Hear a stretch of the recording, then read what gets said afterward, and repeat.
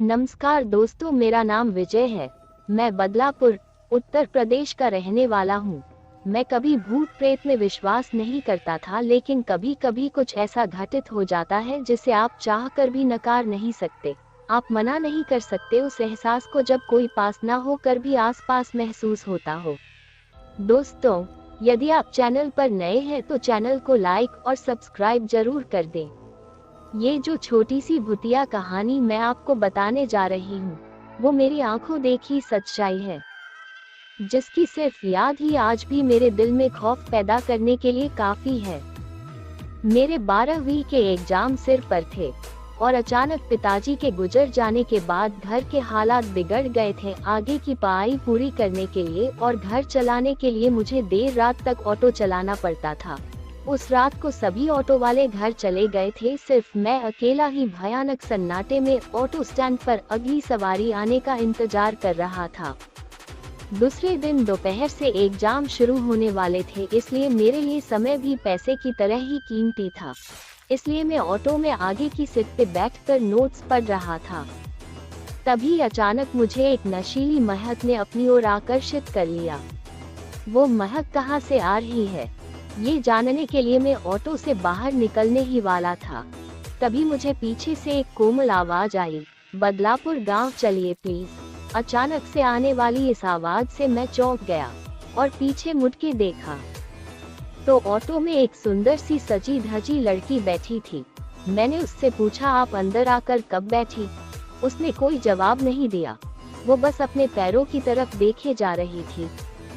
मैंने भी आगे कुछ पूछा नहीं और तुरंत ऑटो स्टार्ट करके गांव की तरफ चल पड़ा।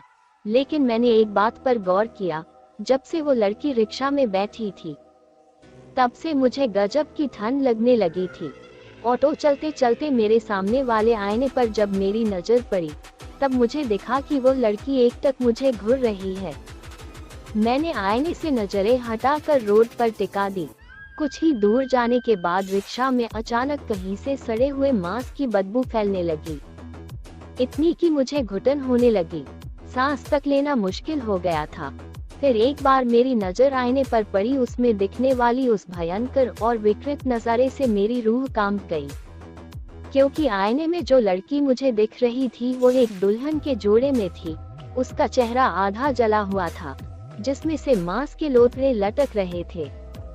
मैं उस वक्त इतना ज्यादा डर गया था कि अपनी चलती ऑटो का हैंडल छोड़कर सड़क पर ही कूद पड़ा।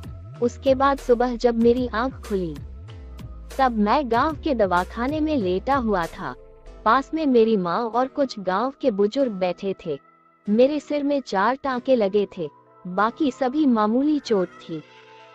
सिर पर गहरी चोट लगने से शायद मैं बेहोश हुआ था और जब मैंने मेरे रिक्शा के बारे में पूछा तो सभी ने उल्टा मुझसे सवाल किया, तुम हमें गांव के बाहर सड़क पर पड़े मिले थे, तो तुम्हारा ऑटो दूर उस पुराने कब्रिस्तान में क्या कर रहा था? ये खबर सुनने के बाद मैं दंग रह गया। उस सवाल का जवाब तो मेरे पास नहीं था, पर उस खौफनाक चुड़ैल के बारे में मैंने सबको बता दिया। माँ भगवान का शुक्रिया करने लगी कि मेरा बेटा एक चुड़ैल के चंगुल से सही सलामत बच निकला। जाते जाते सभी गांव के लोग बोले, तुम्हारी किस्मत अच्छी है, इसलिए जिंदा हो। वो एक कुंवारी ही मरी हुई भयानक चुड़ैल थी, जो अपनी प्यास तुम्हारे जैसे कुंवारे लड़कों का शिकार करके बुझाती है।